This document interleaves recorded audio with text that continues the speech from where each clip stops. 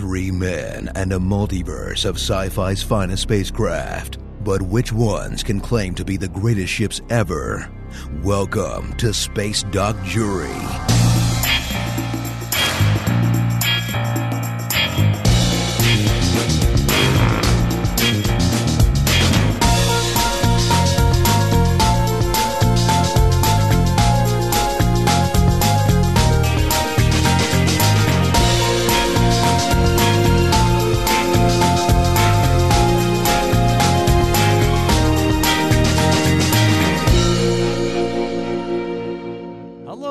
Welcome to Space Doc Jury full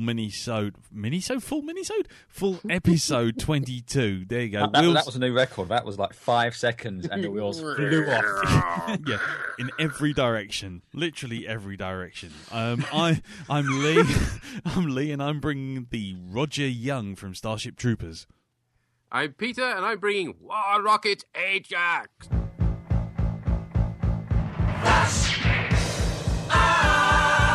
Yeah, go on. I was enjoying that. Yeah. And I'm Andy, and I'm bringing the UNSC Spirit of Fire from Halo Wars. Yes, because I wasn't allowed to bring multiple Death Stars and Star Destroyers, but you can bring loads and loads of the UNSC stuff. Because they're different bricks, you see? They're not the same brick, it's a different brick. Right, fine. Okay. Them's the rules. Fine. There's not a body kit just slapped on this thing. Fine. You'll be pleased to know, by the way, before we do our top 10, that this week Slaaneshi Watch is actually off the table. I have found nothing today. Good. Or last week. I It's think only because we've taken it upon ourselves to have someone with you at all times to stop you looking for it. Well, yeah. That firewall I installed is working nicely now. It is, yeah. yeah, exactly. Open DNS, when I typed in Slaanesh, it just sort of stopped me right dead near, and it went, inappropriate content may not be suitable for minors. It also might have something to do with the fact that Pinhead and the rest of the Cenobites showed up at work one day. Yeah, exactly. So, so no Slaanesh Watch. I can hear the cries of anguish from all two of our listeners on that one. Going, the fuck? Yeah, going, what? What is Slaanesh Watch? And, so we'll just get on with the top 10. So, Andy, it's over to you, sir. Oh, thank you. Well, especially since we did it last week, I'm going to do the top 10 in the style of Michael Caine. So, God. At 10, we have the USG Ishimura, which is a flying rack of ribs in space. There's lots of dead people on it. At number 9, it's the USS Dustbuster, also known as the Defiant. I don't know what it's still doing there, if I'm honest. At 8, it's a fucking triangle. It's the USS... No, it's not. It's the SSD Executor. It's Darth Vader's flying bloody triangle in space. The flying bloody triangle. It's a bloody triangle. At 7 is the Dalek Mothership, which I still don't know what it's doing there, because it's a piece of shit. The Daleks are shit. They've got a competence score of 0. We will be revisiting that at some point in the future. At 6, you're only supposed to blow off the Pegasus. Pardon? I don't know. It came out. Yeah. What kind of podcast? You sure we haven't got Slaanesh? This is the bad version of My Little Pony. I might be channeling it just a little bit. And this might be my third White Russian. Yeah. At 5, the Imperial Star Destroyer, the original flying triangle. At 4, the Battlestar Galactica, the one from the reimagined series. At 3 is the Borg Cube. At 2 is the Vengeful Spirit. And at number 1, that's no moon, it's a bloody space station, the Death Star. Very good. I think we're all glad that's over.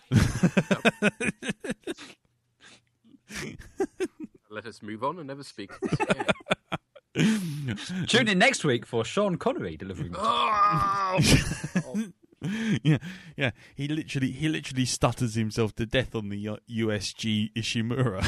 Oh yes, it's the USG. No, consider carefully Sean Connery's, input into the world of science fiction. yeah. We're Outland. Well, Zardoz. Well, there aren't very many spaceships in that. Just a giant floating head. Well, I'm sure we can make it count somehow. Oh, yeah, exactly. Gonna go. Yeah. Anyway. Right. Okay. Well, but number 1, we can make a flying head work. God Almighty. So yeah, this week we're off to See the wizard? see the wizard, and last week, thanks to a massive paper error on my part, I lost colossally with the USM Auriga crashing into Africa as it does, and so I'm going first, I guess. Pretty much, yes. It's a strange feeling. I know it is. It's really weird. This does mean I'm going to be slightly more pissed by the time I get to mine. I can only imagine that will help. I think so. Right, okay. Well, okay, I'm just going to have to do this one. Okay, fine. The USS Rodger Young. Are you Rodger Young? Yes, Rodger Young, spelled with a D. That's what I've heard from the police. Yeah, no. No, back away. It's named after the cabin boy. Yeah. If you can find Masturbates with Rodger Young. God almighty. Okay. We put the wheels back on. They've come off again. Really? We put the wheels back on after Michael? No. No. Okay, fine. You're only supposed to blow the bloody wheels off. Yeah, commanded by J. Savile Esquire. No, anyway, stop it. No. Right, okay. No, I fear there might have just been an intermission at that point. Suddenly, Slanishi Watch is sounding like a release. Yeah, Slanishi Watch doesn't sound quite so bad. Right, okay. It's the serial number is 176. That's it. The Rodger Young 176 was a corvette transport in the United Citizens Federation fleet. While underway, the ship was damaged when its communication array was hit by an asteroid. Shortly afterwards, the Rodger Young was repaired and a different type of command module was added to the structure so that she was able to return to active service. The Rodger Young took part in the massive Battle of Clendathu and was one of the few ships that managed to survive the disaster with only moderate damage. I feel like we ought to be interspersing this if you want to learn more. Yeah, would you like to know more? Yeah, I'm interspersing it with pictures of Denise Richards. Steady, Well, steady. that I want to know less. Yes. Yeah, would you like a monograph? Roger Denise Richards. Would you like... Anyway, the ship was later destroyed in the invasion of Planet P when the plasma... Sorry? Yeah, Planet P. Planet P? Yeah, the invasion of Planet P.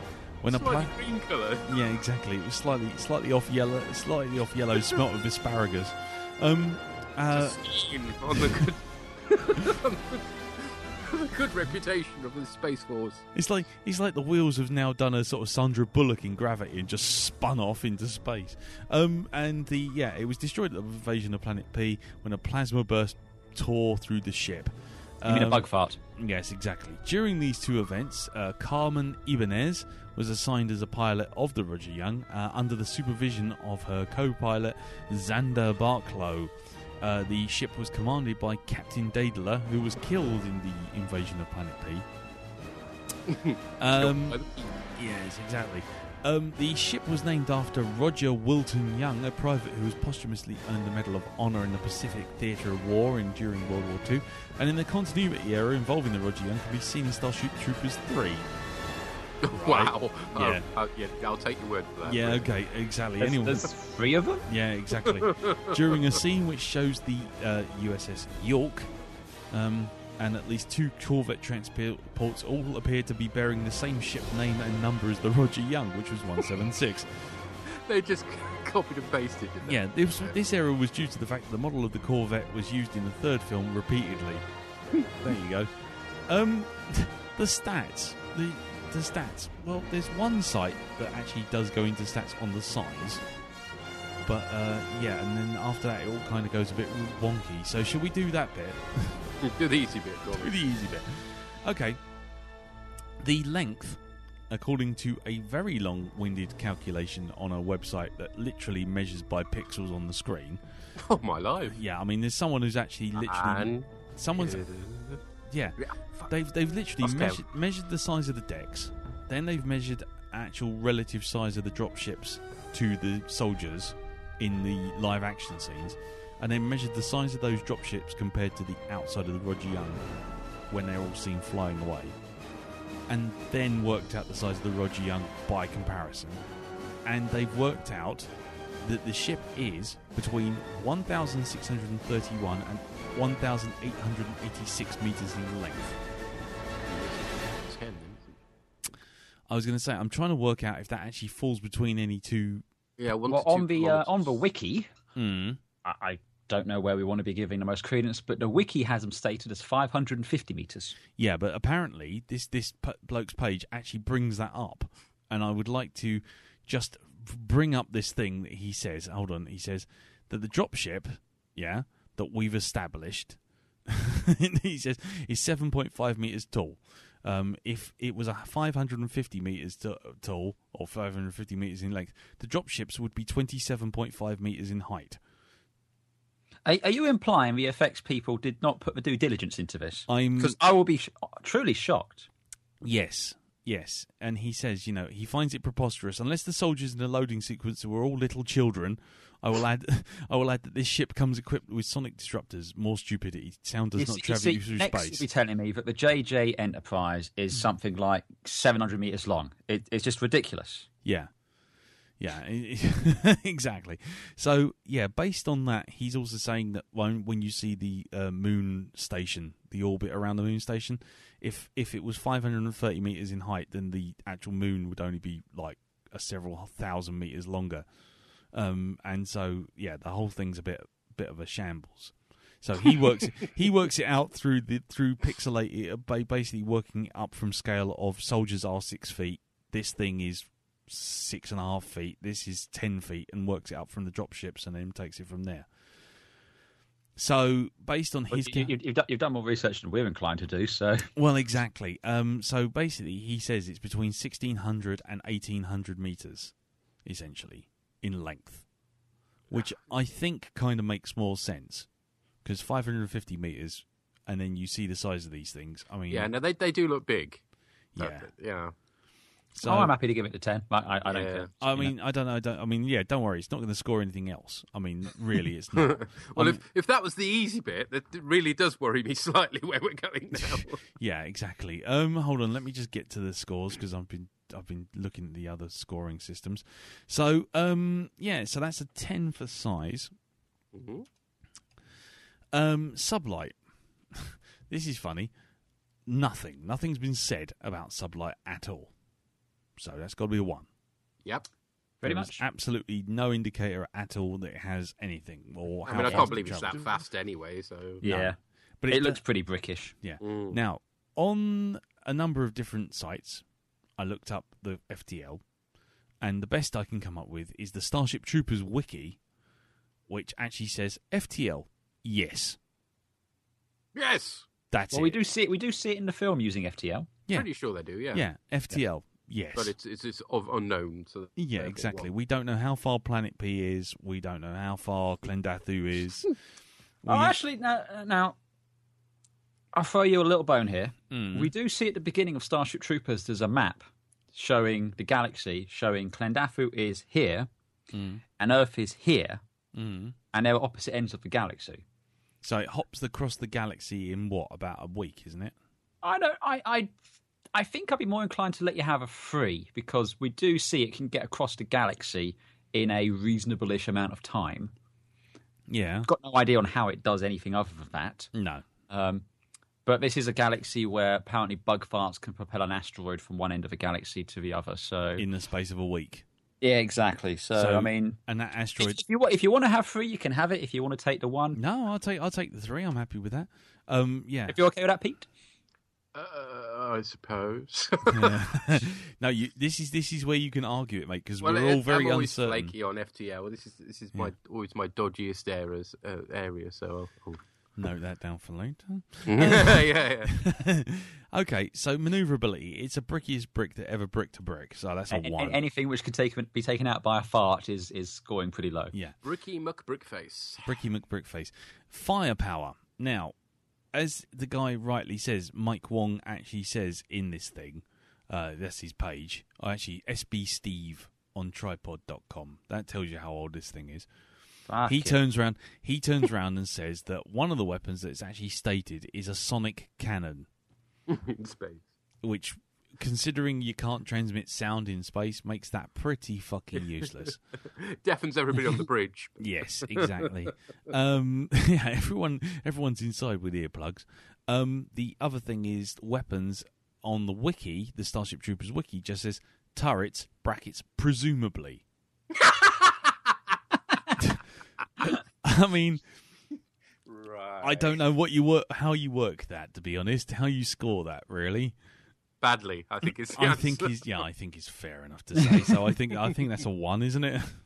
Yeah, I mean, yeah, it's got to be. Yeah, we do see other variants of the Rodger Young, some of like carriers and stuff like this, but the Rodger Young itself doesn't seem to. No. So yeah, no, not even in the CG cartoon, no. Which is in a different version of it anyway. Okie dokie. Right, so that's a 1. Active defense, none. That's a 0.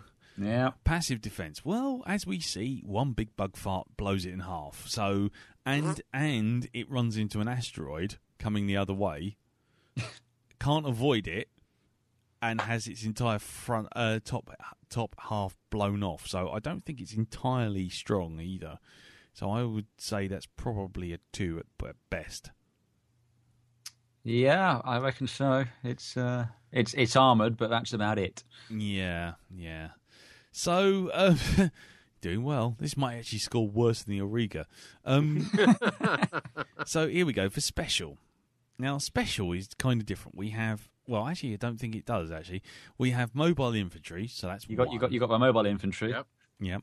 We have the. Well, they are shit. They are shit. Yes, they are. We have Viking dropships. Now, I don't know. They're not armed, so I don't know if they count. I think they're just part of the infantry because they're the express elevator to hell going down. Well, actually, they're not. They're the Skyhook landing boats, which it does have. DR8 Skyhook landing boats. There's Viking dropships and there's Skyhook landing boats. The Viking dropship is the one that they fly out of in when the thing's destroyed. It's like a little mini shuttle thing. Looks that's like an escape pod, isn't it?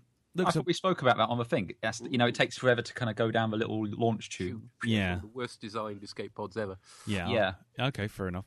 And it's also supposedly got shuttles and escape pods. Yeah, they ain't particularly offensive. No. Or defensive. And we're back to that whole assumptions making asses out of you and me. Yeah, I'll just stick with the 1. Yeah, I would. Yeah. Okay, fine. Crew size, absolutely no idea. Absolutely no idea.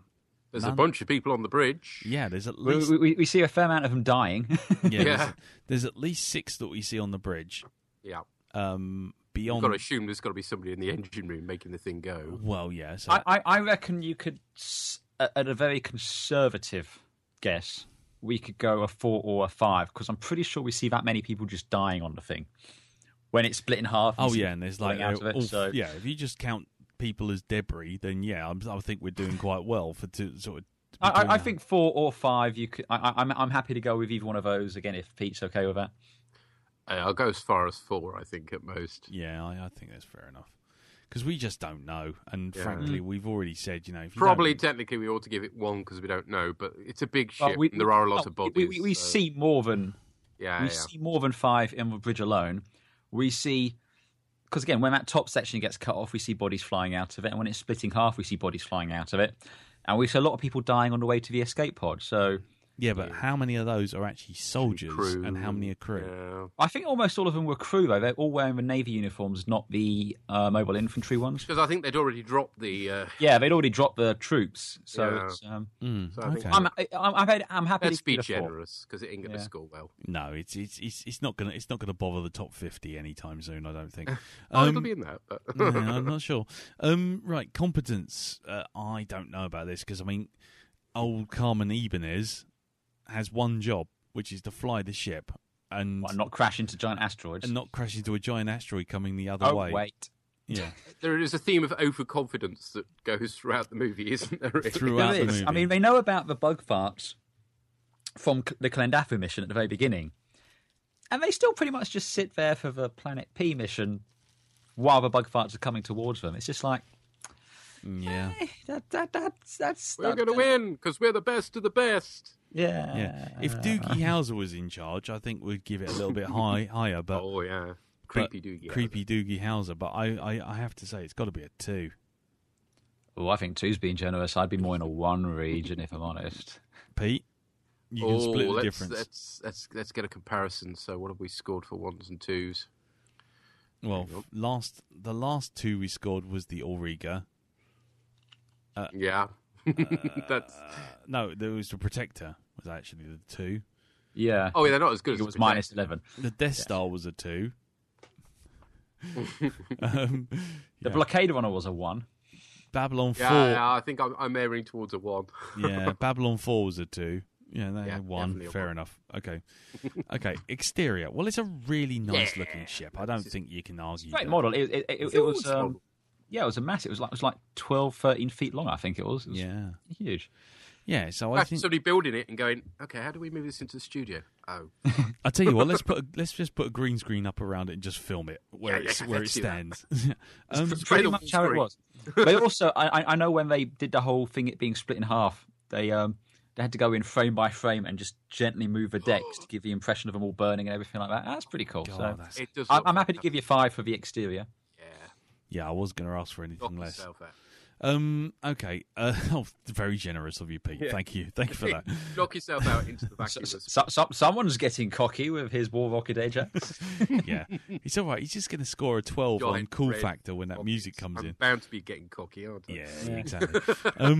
Yeah, exactly. Big fly cocky. Right. Okay. Interior. Well, I think it looks all right. I think it's well realised, especially the bridge. I think the bridge looks nice. You see a lot of the interior, like the cafe sections and the bunk sections, and you can also see like they're not actually under Rodger Young. Just being awkward because I can. They're on the space station. Oh God, yeah, okay. The other bits you really see of the interior of Rodger Young are you see the bridge, you see the anonymous cargo space dock space, the cargo base space where they launched a body out into space, and the corridor leading to the rather stupid funfair type escape pods. Yeah. So I'm asking for a 4. What you see is good, but you don't see a lot, do you? That's it's between a 3 and a 4. The best bits you see of the interior when it's split in half. Yeah. Thank you. I'd be more on the 3 just because the bridge.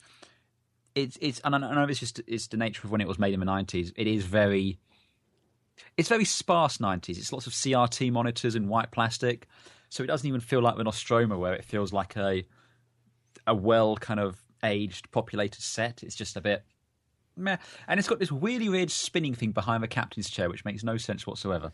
Yeah, and doors come down and crush the captain. Yeah, mid getting. I mean, that's got to count against it. Yeah, that's probably not going to count for very well. Okay, fair enough. 3 it is. I think, yeah. Science. Nah. I mean, it really is away with the fairies, this thing. I mean... I don't know. The ship itself doesn't do too isn't much. too bad. It's the world, bug farts, yeah, I mean, that's a bit stupid. But the ship itself, it doesn't do anything massively outrageous.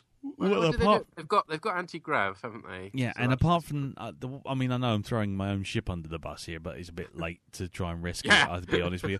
But it does have that stupid thing of having those tilting engines at the very back. Oh, I like them, but they are stupid. They are stupid, because what are they firing off of? What are they actually steering? You know, it's like a Harrier jump jet in space. It's like the engines are now pointing down, so we're now going to turn nose down, which kind of implies that there's gravity in space, which doesn't quite work. Well, no, you respond to thrust. So if they're pointing downwards, the thrust is going upwards. Now, granted, it should tilt the ship looking downwards and then straighten up before it goes down. But it's a little bit better than, say, a Star Destroyer, where it just goes forward and then it turns because of reasons. You know, at least an element of thought's gone into it. I'm not saying it gets perfect at all. But it's not the least scientifically accurate, plausible shit we've had on here. No, it's certainly not the least plausible one we're having on today. So, yeah, I was gonna ask for a 3.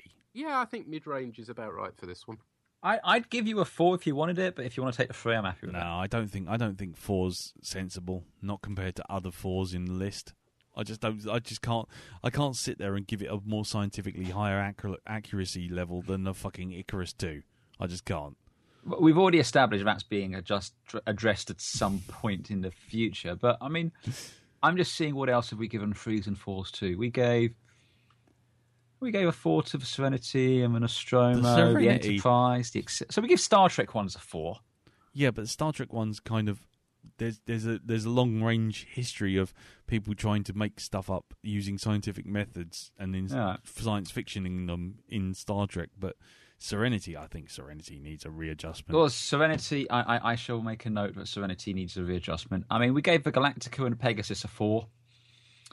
We gave... I'm happy giving you the 3. I'm just saying there's nothing all that wrong with it. Okay. I don't know. I'm sticking mid-range. I just don't... Pete gives the 3. You want to give it 3, so it's 3. So. Okay, cool. As for cool factor, well, I think this is a really cool-looking ship. I'm going to give it the 4. Andy? Yeah, I like the Rodger Young. I love the fact it was a big old practical effects model, which is, always cool sort of thing. And, for what it does the job rather well. Just kind of dropping off troops, avoiding bug farts less so. But, yeah, I like it. So I will give it my 3. Okay. And Pete? You cunningly went for a big ship there and got a good score from Andy. Well, exactly. I'm not that stupid. It's a brick, isn't it? I'm not stupid. What do you expect? Yeah. I do like this ship design. It's fantastic, and I do love the care and attention they spent on getting the model work looking so fantastic. So yeah, you get 3 from me as well. Ooh, nice. So the initially disappointing Rodger Young actually ends up with 45. Yep. Pulled it out of a fire at the end, there, you see. Yeah, well, there you go. That's not bad. I don't know where it comes in our list. 37th. Below the Destiny and above Serenity. But as we say, there's some adjustment to be made. Yeah, there. the Serenity's going down. That's for sure. Yeah, fucking no way. There was some gross misconduct being done on there. Anyway, well, there you go. The Rodger Young up in 37th. Well, see all that research you put in, it's paid off. Yeah, that was literally minutes. Literally Do minutes. not look behind the curtain. Nice. Okay, well, with that out the way, let's go for the far more in-depth research of the War Rocket. Yeah, you don't have the excuse of being out all day to fob Just off. Just let me get my envelope out that I wrote this down on the back of. Beer mat. Oh, beer mat, Pete. Come on, don't lie. There's an awful lot of information out there. I'll have you know for this really? classic 1980s bit of cheese. And in which case, me along with all the listeners are very interested to hear it. and if I could quote, Peter, it's over to you. That'll be me then. Okay. Yes, it would be you. War Rocket Ajax. Woohoo! Dispatching in your face. From the 1980s classic Dino De Laurentiis masterwork, Flash Gordon. Ajax was the pride of Ming's fleet. It's not a very big fleet, it has to be said, but it's the pride of the fleet, I'll have you know. It's big and it's red and it's coming your way. Is it red? Mrs. It is. Well, it's interesting actually because in some shots it looks kind of green, and some shots it looks red. I always thought it was like goldy, sort of a golden colour. colour. What filter they've stuck on the camera at the particular moment. Wow, external realisation is going to suffer. A little bit. maybe slightly. Well, certainly in terms of it's the colour. Anyway, equipped with various laser batteries, a garrison of Ming's finest troops. And able to electrify the very clouds in order to flush out troublesome portmen. Nice. Commandeered by the mighty Flash Gordon in order to single-handedly take out the evil Ming by shish kebabbing even on his wedding day. You try that after a few beers. It's a well-trusted Klingon tactic, that. Oh, yes. Shish kebabbing on a wedding day? Oh, yes. Euphemism. Euphemism. Ooh, what a way to go. Go out with a smile, but... Anyway. Hello, dear. I brought my War Rocket Ajax. Ta-da! Woof! Along with my Honor Harrington HMS Fearless, in case I get tired. Well, later on in the evening, yes. When the fuel's getting low. Anyway. We're seeing a theme here, Pete. It was nothing less than he deserved. Yeah. Nice. He survived a hail of firepower from Mingo City.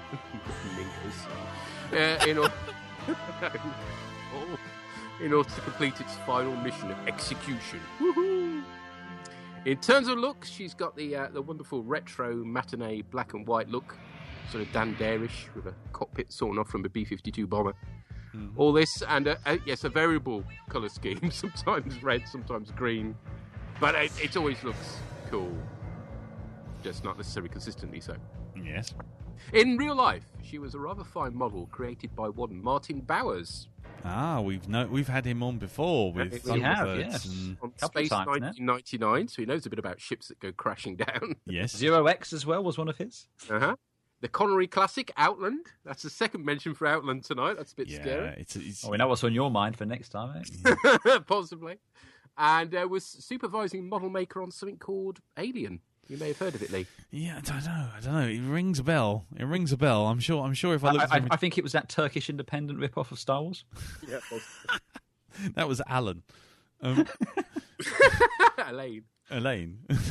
Anyway, carry on. Bowers recently reconstructed the model, and it's worth checking out his website to see how he did that on www.martinbowersmodelworld.co.uk. Nice. It's a fascinating website, although slightly lacking in the sort of stats that might have been bloody helpful. Yeah. You had one job, Martin. One job. One job. Monsters in the kitchen, Martin. People died. Yeah. Yeah. If he's listening, if he could just update his website just for some stats, we'll pay him $5. Will we? Well, I will if it helps my stats up.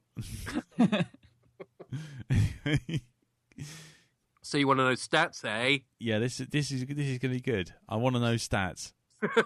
So size. Yes. It's sort of Concorde-ish size. Oh my God. So that's Concorde-ish size. Yeah, that's my best guess, Mr. Sulu. Please tell us how big Concorde was. 60 metres, apparently. I did look that up because I couldn't find anything on the War Rocket Ajax. I thought, oh no, I'll just do Concorde instead. Anyway, Is this going to be the first? Is this going to be the first first ship that gets 10 across the board? Certainly no more than 100 metres in length. So let's give it a 1, shall we, and move swiftly on. Yes. So sublight speed. Okay. It's fast enough to skew a Ming without him being able to step aside. We haven't got that on our score chart, Pete. No, I'm sorry. It didn't really give the Hawkmen too much of a problem keeping up with them. No, they managed to sail along quite nicely. Their wings and their hairy pants. But then they weren't particularly moving very fast, you see, because at the time they were expecting to shoot the guys out the sky. So that's my excuse for that one. Oh, we don't know. Let's give it a 1 and move on. Okay. Fast and light, nothing. Absolutely nothing for that. Wow. Can I just ask a quick question? Yep. Does it actually fly between planets? Yes. I did a bit of research on that. And it turns out that these different kingdoms are apparently supposed to be on different planets. Because if you remember in the film, when they travel to the kingdom of the Hawkmen, which is kind of sort of, I don't know, floating in space somewhere. So, yeah, hopefully slightly further than the orbit of the moon. Okay. That's yeah, good. these different kingdoms, they need rockets to travel to them, so they've got to be a good distance away, haven't they? We presume. Yes, but not very far, as we said. Certainly not far enough to require fast and light travel. No. Which at least helps me on my science score. Look on the bright side. Fair enough. Yeah. The Lord giveth and the Lord taketh away. Yes. Yeah. Okay. That's the Chinese, isn't it? Anyway. Sorry. And there goes our Chinese listeners. Yes. Maneuverability. It's not a brick. It ain't far off. But it's no Hawkman when it comes to maneuverability, it has to be said. No. Because, Brian Brest is such a sprightly chap. Yes. Well, they seem to be able to avoid it quite a bit. So, I don't know. Best I can ask for there is a 2, I think. It does move. Based on what? I mean, just please tell me the moment in the film where it demonstrates any sort of maneuverability other than moving slowly forward through space. It does a bit of turning. When? When he's trying to defeat the Hawkmen and failing. Yeah, but again, it's manoeuvrable enough to in order to make sure it's shish kebab's Ming. being So. out- I would largely put that down to inattention on his part. Yeah. It's so honest. basically it's being outmaneuvered by a fat man on plastic wings. I'd say that was a 1. Yeah, I'm going to go with 1 on the manoeuvrability as well. You blessed, you cost me a point. Take this out of his hide. Okay. Doesn't get much better, I'm afraid. Firepower. Okay. It's got the pointy prow of spearing, the cloud electrifying capacitors, and laser defense batteries. Woo! Well, laser defense batteries are going to come under your defense. Yeah, so that's not much good. And I really don't think you can really claim a pointy brow of pointing as an actual weapon. Well, It does kills strike me as... somebody. Yeah, it could kill someone. just- It Or at might least be makes saying- them shrink into their ring, anyway. If Which- I prepared for the Empire State Building, it's going to kill somebody. It's it's not its intended purpose. Come on, I get a point for shrinking him into his ring. I demand Yeah, it. you get a point for that. I'll give you a point for that. Yeah, and the ability to electrify clouds is a very specific weapon, isn't it? Let's be honest. It's not going to be a huge amount of help while you're actually in space. Yeah, flying through vapor, you're a winner. If you're on the planet of Blob Blob, which is surrounded by water, then you'll be fine. But Let's put it this way: if Lando had this during Empire Strikes Back, that could have ended very differently. Yeah. But the fact is, he didn't. No. or if they had it on Kamino, the clone planet in Attack of the Clones, which was 100% water, I think you'd be all right. So that's a point then. A point, yes. You do. You do well. 5 points so far. Keep going. Keep crashing. Okay, defense. Well, we've mentioned the laser defense batteries, so that's got to be 1, right? Yeah, for active. Yep, definitely. Hey. And then passive-wise, it survives the pounding handed out to it by Mongo City. I was going to say an entire city fires at it. I think it does survive quite a bit. It's all right there. Plus, again, it stands up to Brian Blessed for a good while, and that's feat. It's got to be well built because it doesn't collapse onto the sound of his voice. So. Yes, exactly. So what are we talking about there then? Somewhere between 2 and 3. I would have said a 3. Yeah, I'm happy giving you 3 on that. Okay, Yeah, special. good. Here we go. Yes, it is. What did I have for special? Let me look. It's got a garrison of crack Mongo troopers. Who all look like they've just come from like a camp version of was it a horse race in Chepstow? They all look rather overweight, it has to be said. Grand National, is that what you Yeah, that was the one I was after. Yeah. I nearly said National Lampoon, and I thought, no, actually, that's not quite right. The Grand National, all in quilted Grand National from 1970s with those silly black hats on.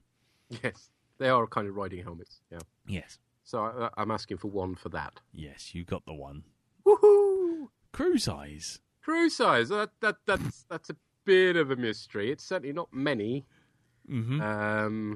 Not it's for a somewhat- ship that's only 100 metres long. Yeah, You yeah. see, 3 on the bridge? Something like Yep. that, yes. Not counting Klytus. Klytus, who appears from his mystery cabinet, which they've installed on the bridge for no good reason. Klytus Mystery Cabinet is the podcast episode title. There you go.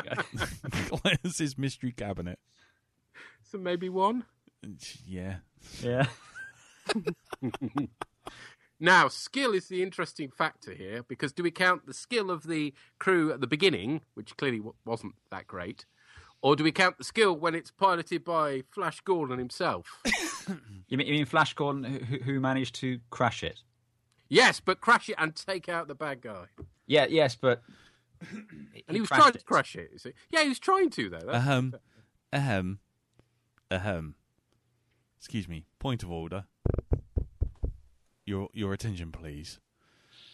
In the previous jury of Reliant plus Genesis, I know where this is going. of Reliant plus Genesis equals not built at the time, not equipped at the time, it was cited that the Genesis did not count.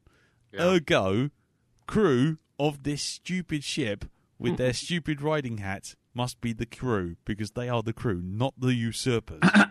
If I could mention also to my learned gentlemen, from the same case of Rajuri versus USS Reliant. I would point out that my learned friend did in fact claim for his crew competence that of the usurper one K. Noonien Singh, as opposed to that of one Captain Tyrell.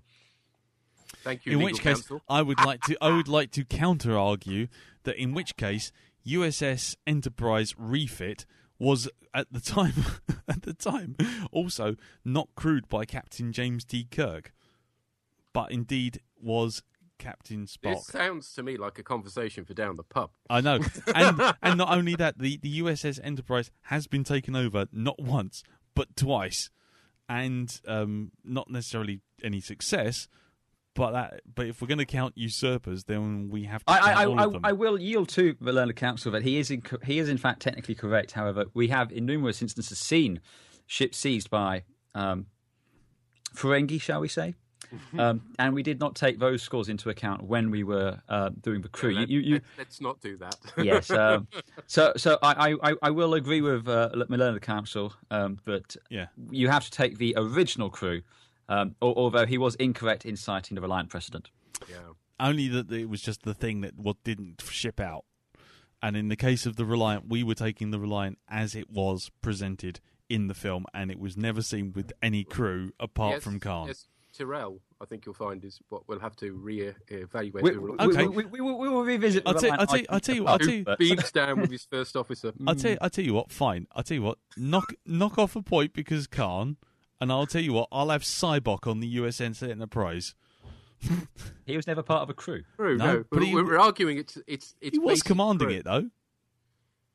He was heavily suggesting. Again, let us save this for the pub. Oh, I'm in a mood now. Let's do this. No.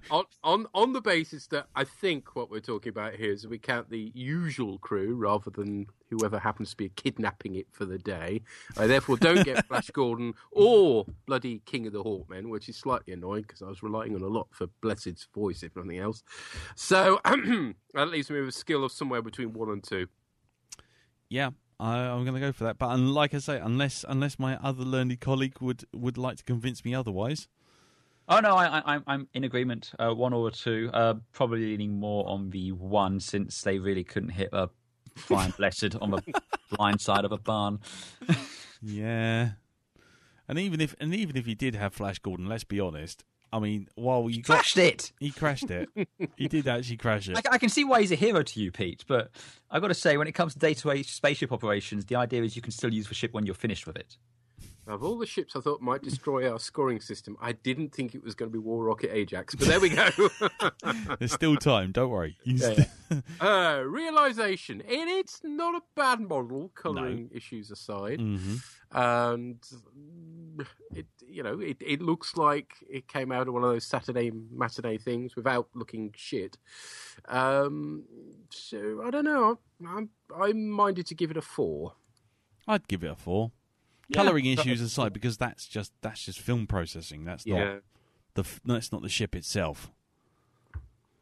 Excellent, thank you kindly. Mm. And in terms of interior, not only do we get to see the bridge with the aforementioned Klytus storage cabinet, but we also they built pretty much a side of the ship, almost half the bloody thing, including the wing, in order to do the whole Hawkman landing stuff. So I think surely that's the exterior.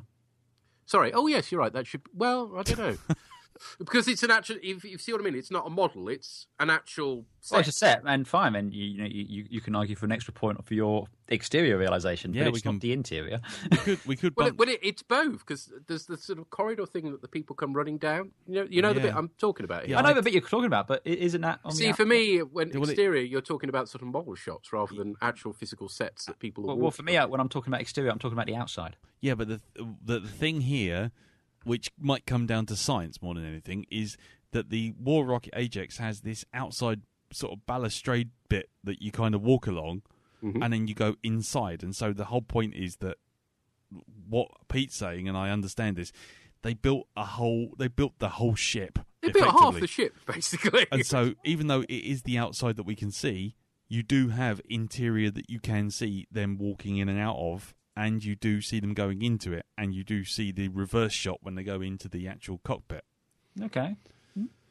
So I'd give the exterior an extra point, and what are you asking for interior then? Between 3 and 4, I think. I think 4's fair enough. Just trying to find a picture of the interior, which I have just found, to which I shall put to my learned colleagues in the chat. Yeah. I believe that is the cockpit. That's part of the cockpit. I'd be leaning more on the free region. I don't know. What I'm seeing right in the centre is...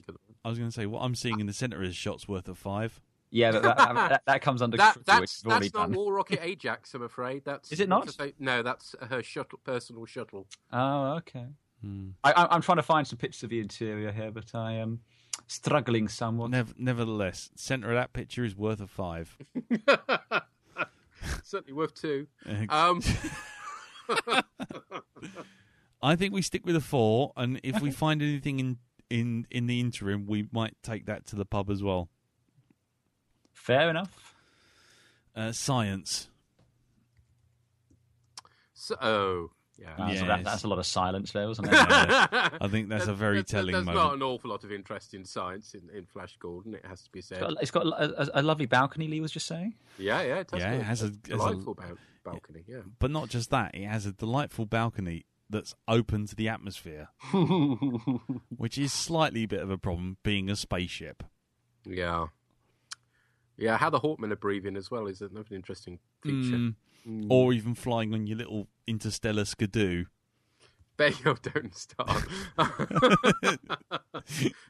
At the most I'm asking for here is a 2, chaps. I think you're well within your rights for a 2 on that one. Yeah, no arguments here. Okay, cool factor. This is War fucking Rocket Ajax, so I'm asking for a 4.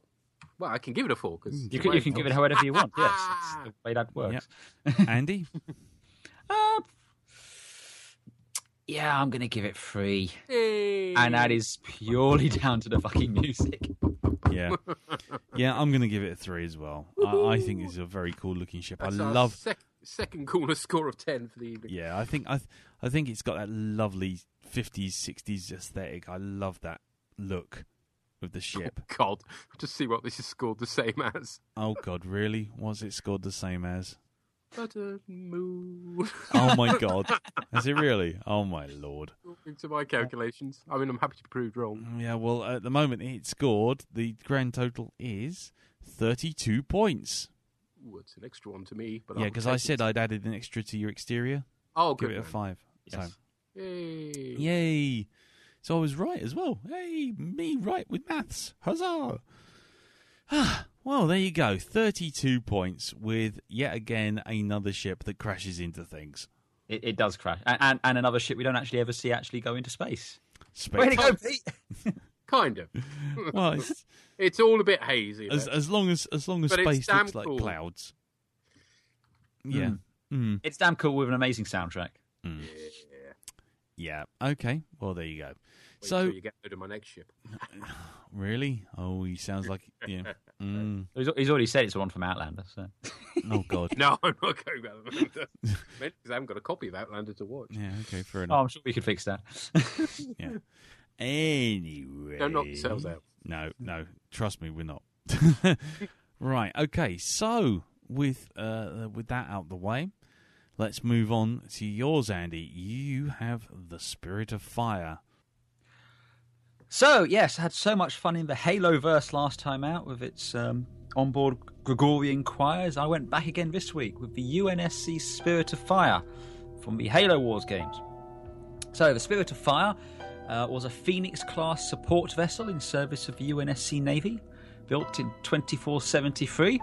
Originally built as a colony ship, the original design was these would transport thousands of colonists from Earth to or one of the inner colonies out to the far off distant places they're trying to terraform. And what they do is they set up the colonies there and help get the place started. A bit like Weyland-Yutani, shake and bake sort of thing. And then at the end of that, the colony ship would be decommissioned to aid in the development of the colony. Obviously, at some point, the Covenant showed up, so plans changed a little bit. And the Spirit of Fire was retrofitted for military service. She was fitted with a Mac cannon, and other armaments to serve as a warship. Her huge storage bays that once used to house machine parts now carry everything from M12 Warthogs to M808B main battle tanks. To construction supplies for fire bases and frontline engineers. Pretty much everything you need to do to go and wage a war on the run, sort of thing. It's your one-stop shop to go and land on Hoth and take care of the rebels. In 2530, the Spirit Fires of engines were replaced with those of the destroyer Calcutta, increasing its output by 37%. Of course, I have no frame of reference as to what it was beforehand, so that's a meaningless number, but, Wikipedia had it, so I thought it's worth including that. 37% of 0 is still 0. It is true. It is true, yeah. Once converted, the Phoenix-class ships were extremely effective troop transports and orbital supply ships. They had the ability to carry large amounts of troops and supplies to sustain them in the field. Also fitted with numerous deck guns, which were scaled-down Mach guns to help take off smaller ships. Not really designed to take on a big, like, Covenant cruiser one-on-ones, like something like the Pillar of Autumn was, but, could still hold its own. She could, like, just gently graze past a Covenant destroyer, just kind of destroying half the side of it, but walk away all right, Took part in the Harvest campaigns, providing ground troops and supplies and reinforcements. But after the Harvest campaign, it got a bit lost. And it went sweeping off into the unknown reaches, following some Covenant ships, because it's always a good idea to do blind jumps after the Covenant. Worked last time. What, sorry? Worked last time. It worked last time, yeah. I mean, it's not like it's the second... Well, this would technically be the first time they tried it, but yeah, it's not like it's the second time in games they've tried it. Anyway, while there, they encountered an Arbiter who was trying to use Forerunner thingy-mabobby, what's it called, to unleash an entire fleet of Forerunner warships, which would decisively won the war for the Covenant. However, to ensure that they would not be able to get these, they used the FTL reactor from the Spirit of Fire to detonate the Shield World's artificial sun, causing the Shield World to collapse in upon itself, and managed to escape because reasons. Unfortunately, though, it had no FTL drive, so it had to take a long journey home, requiring most of the crew to enter cryogenic sleep, with only a skeleton crew remaining active to run the ship. That is until 28 years later when they wake up. But I've not played the latest game yet because it's not out yet, so I don't know what happens next. But up until this point, that's where we left them. So yes, there you go. So we could all find out that next week everything you've just told us is complete crap. It's true, but then again, someone did the Death Star about a month before the Rogue One film came out. So, Yeah, well, they're still building it at that point. I thought I'd get away with it. Yeah. Anyway, right, fine. Okay, so let's... at that point, it's pretty much built, really, isn't it? They're just waiting for the MOT certificate and it's done. Yeah, exactly. They're just polishing the floors and just taking the wrapping off the toilet. Yeah, exactly, yeah. It's that shrink wrap stuff. Yeah. Yeah. Anyway, let's do that whole rating thing of which we do on this podcast. Go on then. Size. She is 2.5 kilometres long. One of the largest ships in the UNSC. 2.5 kilometres long is a 6. Yay! No, it's not. No, it's not. No, it's more than that. I was looking at crew size. Sorry, 2,500. Sorry, like, what? That's 11. 11. Oh, what a knob. Right. It's been one of those days, mate. It's fine. Tell me about it. Right. Okay. Go on in. Sublight. Well, we're in the Haloverse. It's similar sort of speed, so it's 1. Yep. Incidentally, every ship today has scored 1 for Sublight, so they're not very fast. Yeah. We're in the slow lane. Maybe that's it. Maybe the episode is life in the slow whatever lane. You said was it Klytus's Klytus's secret cupboard. Yeah, that's the episode title. FTL, when it does actually have its FTL on board and hasn't detonated it to blow up a planet, it is Halo worse one, so that's pegging it at about a 4. Yep, same as Pillar of Autumn. Same with Pillar of Autumn. Maneuverability, it's just as bricky as the last one, so that'd be a 1. Same as Pillar of Autumn. Yep. Sorry, just carry on. There's a theme here. Yep. There is a theme, yeah. I liked a nice easy one. I was just like, yeah, it's all the same as that one. Yeah. Now, firepower. She's not as powerful as a Pillar of Autumn. In fact, she's intended as a support ship more so than anything else. Really designed to drop troops onto a planet. She does carry a Mac gun and does carry a supply of Havoc nuclear weapons, but not as many as the Autumn. But obviously, Nuclear we can't give weapons her. by Havoc. Yes. Cry Havoc and let slip the ponies of war. But obviously, we can't really score the same as the Pillar because she was a destroyer. I mean, this is a support ship. So I'd be pitching somewhere 7 or an 8, I think. Yeah, that sounds fine to me. I mean, an 8 sounds fine. Because any reference there, Pete? Or are you happy with that? No. My reference is somewhere down in Finland at the moment. Okay. Finland. Yeah, I mean, it's got all the same weapons. It just hasn't got the same number of weapons. Not necessarily in the same order. Yes, exactly. Yeah. Okay. So, for defence, she's equipped with a number of, and let me get the wording of this right. Where are you, you pesky thing?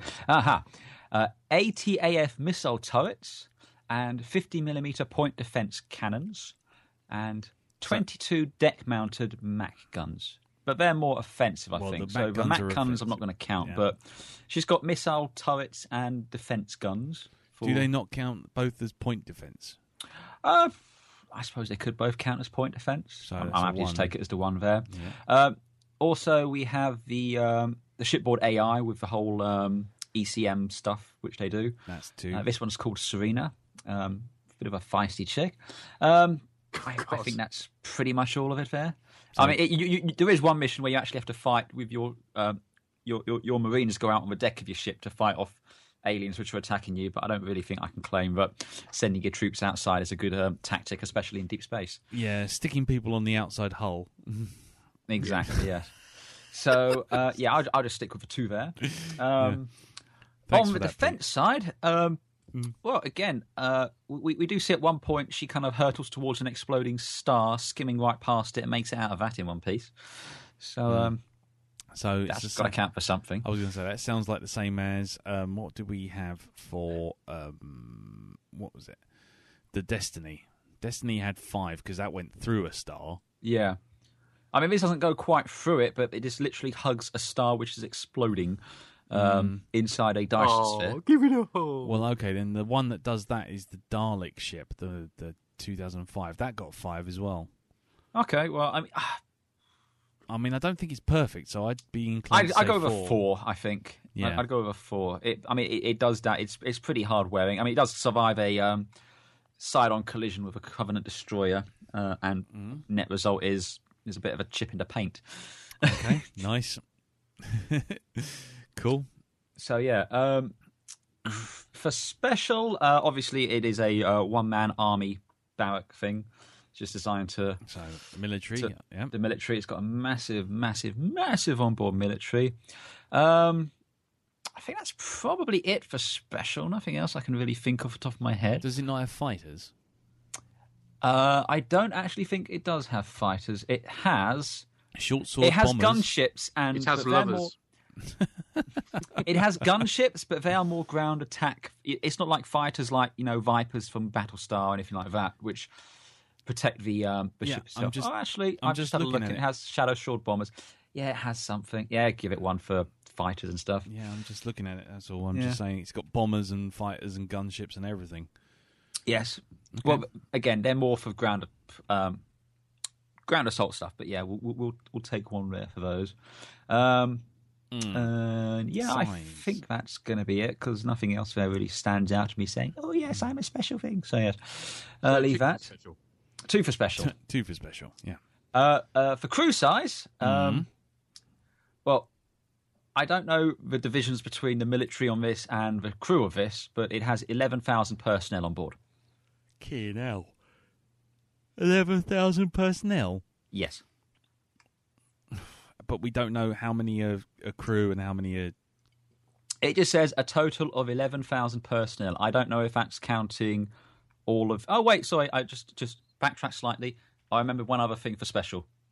It has an entire squad of Spartans on board. Oh, well, that's going to help. Yeah.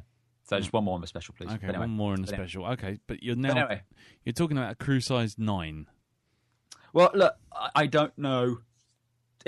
I've looked through this. I don't even have a number of battalions and stuff like that where I can work out backwards. The only thing I've got on the Wikipedia here is total of 11,000 personnel. That's all I've got. Well, a lot of them have got to be troops. Yeah. A lot of them do have to be troops. I mean, so if we drop it down to an 8, that's giving half of them are the troops and half of them are the crew of the ship. I think that's probably... That's a 50-50 split. I'd actually be more inclined to peg it more. I can't imagine her having more of a crew than the Pillar of Autumn had. No, I couldn't. So I'd peg her at what the Pillar of Autumn had. What, 6? Was it 6? Well, yeah, because it had 2,500 on the Pillar of Autumn, didn't it? Yeah.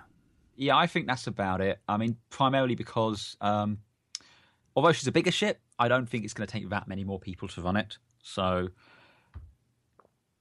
I'm happy with the 6. I'd say 6. Yeah, 6 is fine. Okay, competence. Competence, yes. Yes. It sounds like you have thoughts here, Mr. Metcalf. No, it's just it's a typical Halo ship that has to end up not solving the problem by anything other than blowing themselves up. Well, they didn't blow themselves up. They just had to blow up their FTL reactor. Well, that's okay then. Well, they survived and they saved mankind. I mean, usually when you save mankind, you're doing something right at the end of the day. Yeah, I'll just save my street by throwing a match into my petrol tank. That'll be fine. And if it worked, I'm sorry. If it gets results, it gets results. I'm going to ask for a 4 again, and I'm going to ask for the 4 because, again, you've got Captain Cutter and Sergeant Forge, both highly competent, both know what needs to be done. I mean, Forge sacrifices himself without, any kind of drama, without any of his kind of big heroic last stand. It's just like, okay, someone has to go and blow this thing up. You're more important to this mission than I am, so I'm going to stay here and blow this thing up. And there's no dramas about that. Cutter manages to get the entire crew safely out of the Dyson sphere before it all blows up. And yeah, at the end of the day, I mean, this is a thing with computer game ones. The player is the... Well, we've actually got, under our scoring, we do actually have under competence, video game heroes class as 4. Well, yeah, I mean, I'm kind of thinking about 4's where it would be, because again, when I played it, they were very competent. Of course they were. They won. Yeah. When I played it, they weren't. Yes, but they died, so it doesn't count. I mean, that's it. I mean, unless you have I know I sent you both the FTL, the cutscene video to have a flick through. I mean, it doesn't tell you a huge amount, other than it looks very pretty. No. Pretty. Well, not the ship pretty. I mean, the CGI was pretty. I mean, I think the ship's pretty, but, Mm-hmm. This is the point, Pete, where if you want to argue about the competence score, you do so. I have no idea on competence because I've played about half an hour of the game. So. Oh.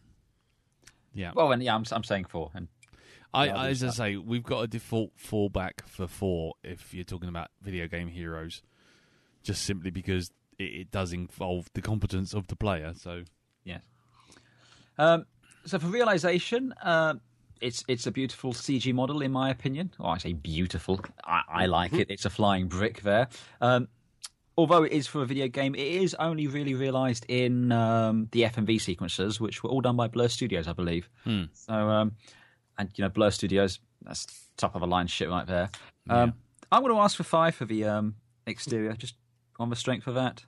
You may commence your arguing now. Well, I'm not going to argue about that because I kind of agree, but I know that Pete's going to have a problem because it is, as ever, it's a video game ship with full CGI. So can we try and so again maybe a slight tangent here, but Peter, what is it about CG ships that you don't like?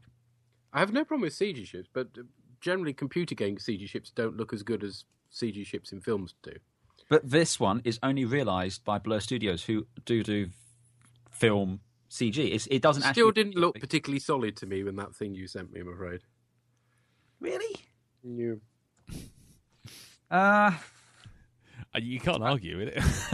It's just it's an opinion, isn't it? It's an opinion thing. I mean, if it appeared in the game with the game engine, as it were, then absolutely, I couldn't really argue. Well, then you're giving allowances for game engines, which I don't.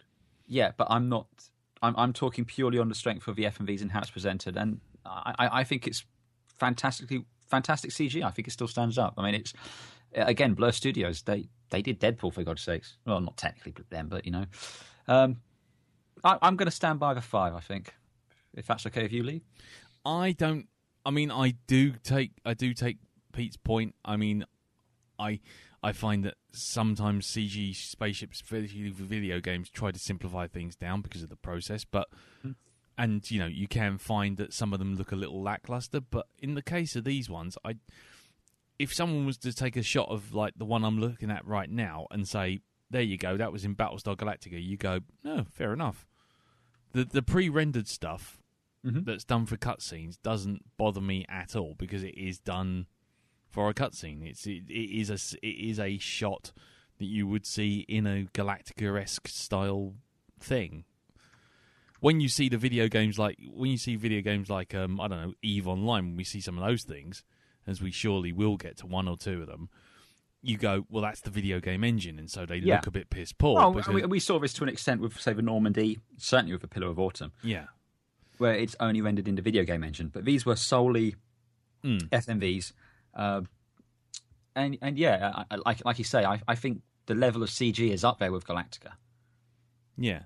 So in that respect, I mean, a pre-rendered sequence is a lot more easy for me to quantify than it is if you're looking at something like in a game where I know Pete has a problem and I completely understand that. Do you know what I mean? It's like I can kind of So I'm not trying to step over sort of like hold on. Let me just copy this image. I'm not trying to step over a line or trying to sort of play devil's advocate between the two of you, but I do think there's kind of a line to be drawn between in-game stuff where you can definitely say, well, okay, it's not as convincing to me, and then there's stuff which is pre-rendered where you go, and I think we had this with the Normandy as well, which there was a couple of pre-rendered sequences and it looks lovely, but in the rest of the game, let's be honest, it looks like a video game model. It looks like a video game from 2010. Well, not even 2010 now. It's 2007. Yeah. Christ. Exactly. It's nearly 10 years old. So, Jesus Christ. I know, that really makes me feel old as well. But that's what I'm saying. So it's like, I don't have a problem with it. So, I don't know. Anyway, I've got another one I'll just throw up in the chat there. But Pete's still not saying anything, so I don't think I'm convincing him at all. I mean, don't get me wrong. It's not bad for a video game. It's not bad at all. The point is, it's not actually... But it's still not quite, model solid, if you see what I mean. Yeah, but the point is, it's not a video game. It's literally like someone's rendered it. And if it's the video It's game... like it's from a short film. It still doesn't look like a model, as good as a model, is what I mean. I would argue... I mean, I wouldn't argue any less than 4. Don't get me wrong. I'm not going to, completely kick this, but it still doesn't look quite. I really don't get it though, Pete. Because again, I could easily see this being in a Star Wars film. I mean, there's elements of, say, Star Destroyer. There's elements of a Nebulon B frigate in this design. I know. Taking aside whether we like the design or not, I'm just talking about the realization. Yeah, but I'm talking about even as I'm talking about the realization. It's just like I really don't. It doesn't quite look. Have you seen the one that Andy's just sent you? Yep. Oh, okay. Yep. And you still... Yeah, it's still not quite as... I'd say that was a 4. But you guys want to go 5? Give it 5. I'm sorry, Pete. I don't want to overrule you. The only thing, if I'm looking at this, if someone was to say that was in Galactica, I would have just gone, yep. And the only thing that makes me think it's a video game right now, looking at that instead of a sci-fi special, is the lighting, which is very video gamey. Yeah, but that's not that might be what I'm picking up on. Because it's not, because if you look at Star Wars, you look at Star Trek, you look at those things, they always get like 2 points of light, and usually there's one coming from one side, one coming from the complete opposite side, acting like a key. Whereas what you've got in this picture that Andy's put up, you've got one light that's coming from the camera, and there's one light that's coming from, some supposed light source in space, and it makes it look very flat. But that's not the model's fault; that's the lighting. But I guess that kind of I'm just judging it on the image I see. Yeah, no, that's fair enough. The technical bits and pieces. No, that's fair enough. I'm not trying to excuse it. I'm just trying to maybe explain a little bit, trying to understand a little bit why you. I'm just trying to understand why this model compared to, say, if someone showed you the Pegasus, it would be that different because they are effectively looking exactly the same in terms of like render output.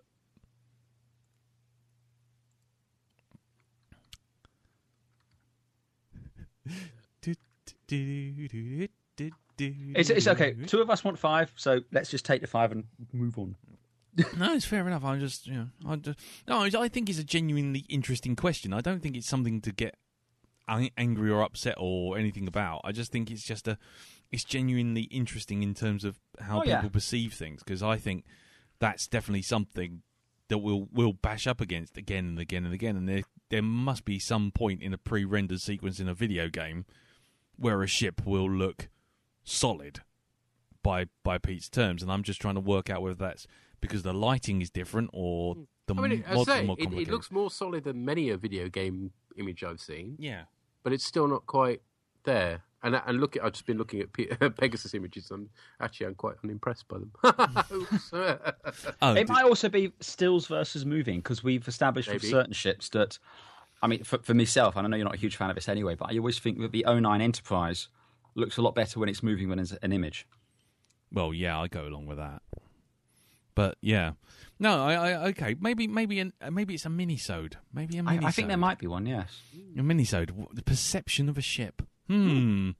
Well, there you go. Put that on the Facebook group, people. If you like the sound of that, us umming and ahhing over images that you can't see. It would be like art critics, won't we? Yeah. We'll have a gallery and we'll look and go, yes. What does this image say to you? Yes.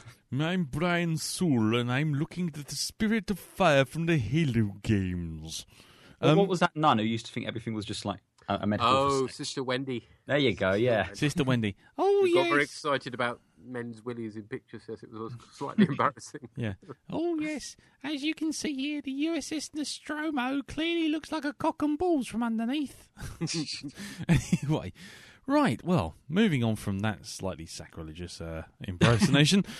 So we're giving it a 5 and calling it quits. Right. Okay. Fine. Whatever. Interior. Oh, go on in.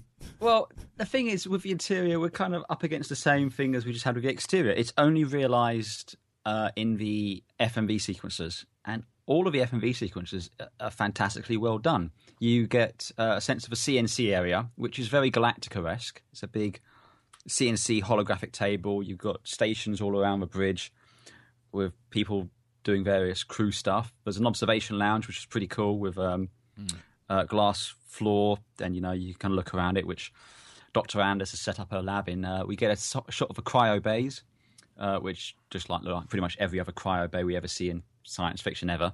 Yeah, large amounts of pods, cryo beds. Oh yes, thank you for. There's a picture there of a bridge which is just popped into the thing. I mean, I would be inclined to give it a 5, but I'll ask for a 4 based on the fact we don't see more than the bridge and those areas. We don't see huge amounts of it. But what we see, I think, again, because it's FMV like this, it stands up with the best of them. I don't have a problem with a 4. I would have had a problem if you said 5, just simply because a lot of that stuff, especially the bridge, is kind of rendered in shadow mainly.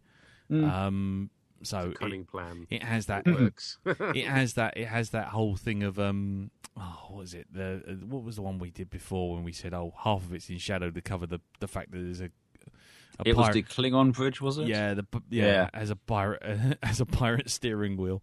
Yeah. But yeah, I mean, still, you get to see lots of various shots of it throughout the.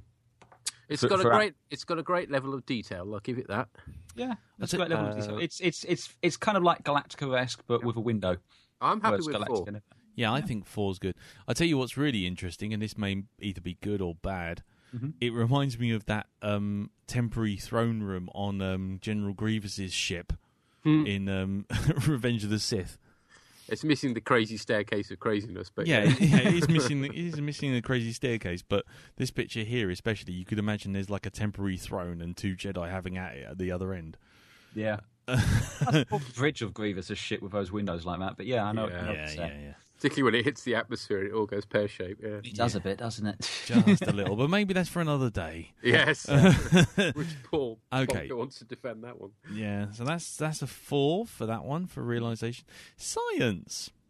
So I'm just going to peg it what the Pillar of Autumn had a 3. I think so. I'm not going to argue anything other than that. No, you can't really do much there. So that's 3 for that. Mm-hmm. And so now, what about the cool factor? What's you're going to give it? I'm giving it a 4. Yeah, of course I'm going to give it a 4. Andy, I legitimately like the ship. Though. I mean, it's an interesting shape. It is interesting. I'll give you that. Go on. Anyway, Pete, what do you think? I think it's ugly. Ugly. Okay. So I'm going to give it a 1. A 1. Yeah. That's a bit harsh, but you know. Okay. I'm gonna give it a 3, but what I'm gonna say might not sound like I'm giving it a 3. It's basically the one thing I always have a problem with, especially with this ship, and to a much greater extent, the Nebulon B frigate. Yeah, which this has more than a few things that nod to it. With like a nice piece of heavily armor-plated stuff on top, and then all of its exposed hull and functions all dangling off the bottom. Yes, that is intrinsically one of the stupidest designs in sci-fi history. The Nebulon B. It's like, oh, by the way, we've put some shielding around the outside, right where it looks cool. But, oh, by the way, here's a whole load of pods with fuel in it, hanging off the bottom, fully exposed. And you go, well, that's just fucking stupid. And not as much, but certainly to a lesser degree, there's a touch of that with this ship. I totally get what you're coming with that. It is that sense. I mean, I think the only thing that could potentially mitigate it with this, as opposed to the Nebulon B, is this was originally a civilian ship that was retrofitted later for military service. Yeah, and that's why I'm going to give it the 3. But I'm still I'm looking at it thinking, yeah, you know what, the ship it reminds me of a lot from a couple of angles, and you're not going to like me for this. Yeah. What's that bloody one in Doctor Who with the whale in it? The space whale.